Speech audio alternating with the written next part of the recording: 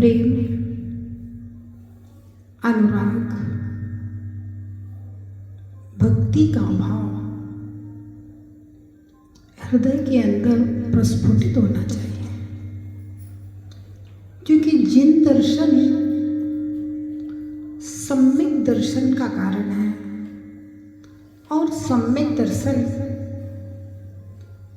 हमारे जीवन की तीनों लोकों में सर्वश्रेष्ठ उपलब्धि है। जन्म जन्म से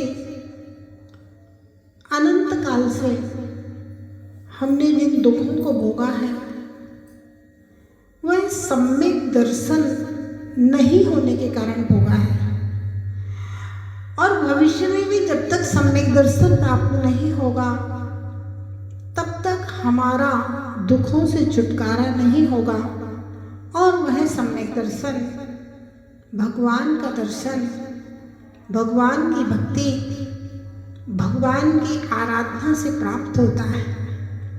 और जो भी हमने इस जन्म में अथवा पूर्व जन्मों में पाप कर्मों का संचय किया है, वे सब कर्म भगवान की आराधना से समाप्त होते हैं। अर्थात हमारे दुखों को दूर करने का अगर कोई निमित्त है, कोई कारण है, तो एकमात्र जिनेंद्र भक्ति है। आचार्य पूज्यपाद महाराज ने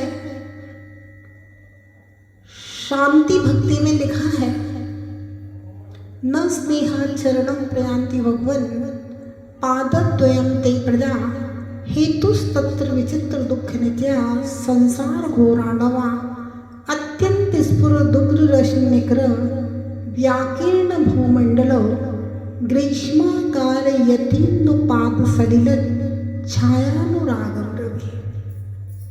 हे प्रभु, आपके चरणों में जितने भक्त आते हैं वे भक्त कोई भी आपसे प्रीतिवश नहीं आते हैं। जितने भी भक्त आ रहे हैं उन सब भक्तों के आने का कारण है कि संसार में दुख बहुत है, पीड़ाएं बहुत है, तकलीफें बहुत हैं, वेदनाएं बहुत हैं, व्यथाएं बहुत हैं, विपदाएं बहुत हैं, और आपके चरणों में आने से वे विपदाएं दूर हो जाती हैं। इसलिए आपके चरणों में आते हैं। आपसे कोई प्रेम नहीं करता है।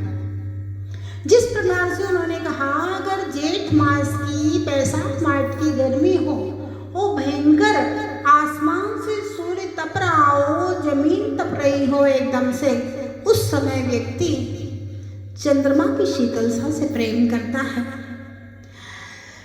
चंदन से प्रेम करता है, ठंडे पानी से प्रेम करता है, शीतल वस्तुओं से प्रेम करता है उस समय। तो उन शीतल वस्तुओं से प्रेम का कारण सूरज के तपन है, ऐसे ही परमात्मा से प्रेम का कारण संसार का दुख है। इसलिए आपसे प्रेम करते हैं, स्वार्थवश आते हैं हम आपके चरणों में। हमारा अपना स्वार्थ है, मुझे कुछ मिलता है इसलिए आते हैं। कहाँ है? भव सागर में दुख ना मिलता, तेरी शरण में आता क्यों?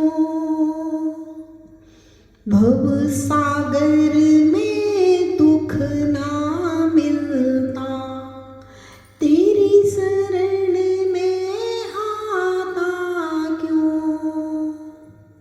दूसरी पंक्ति ध्यान से सुनिएगा।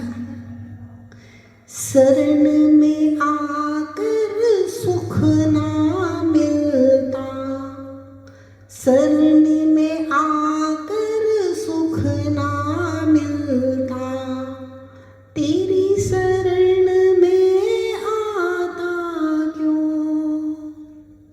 भक्त कहता है भगवान से, हे प्रभु, अगर घर में दुख ना होता, दुकान में परेशानियां ना होती, पत्नी चार बातें ना सुनाती, सास मुझे रोज कुछ ना सुनाती, बहू परेशान ना करते, मेरी बेटे मेरी बात सुनते रहते, तो आपके चरणों में क्यों आता?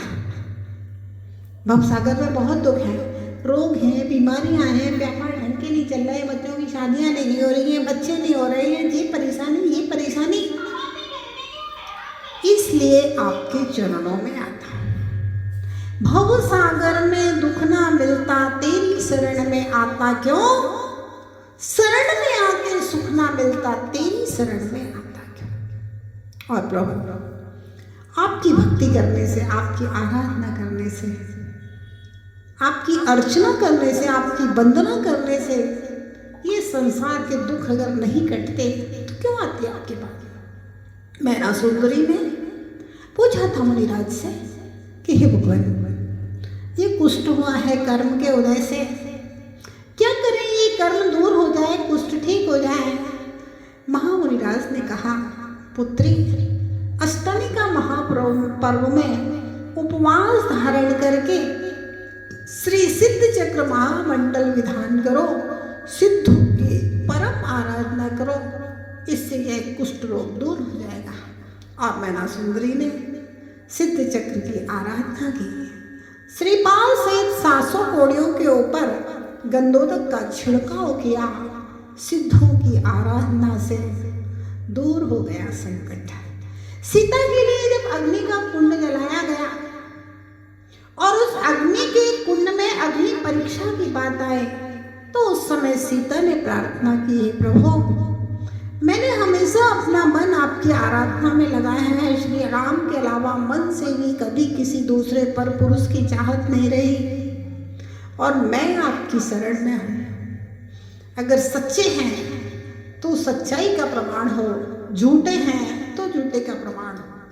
पंच परमेष्टि की आराधना करके सीता अग्नि में प्रवेश करती है और जिन शासन के रक्षक देव ऊपर से निकल रहे थे उन्होंने अग्नि का नीर कर दिया।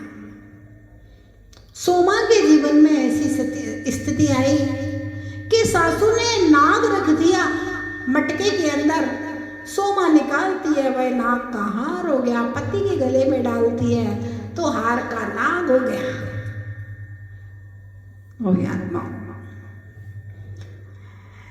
तुम पद पंकज पूजते, विघन रोग टल जाए, शत्रु मित्रता को धरे, विश्व निर्विस्तार।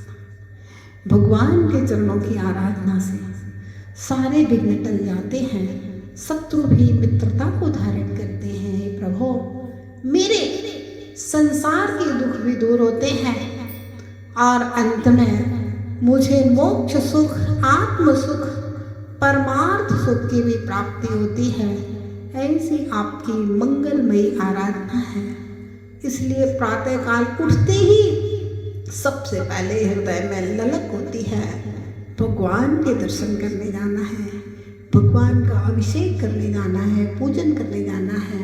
भव्यात्माओं, ये ललक जब हृदय में पैदा होगी और लगेगा कि हम भगवान के लिए भगवान की पूजा करने नहीं जा रहे, हम हमारे दुखों को दूर करने के लिए जा रहे हैं, है ना।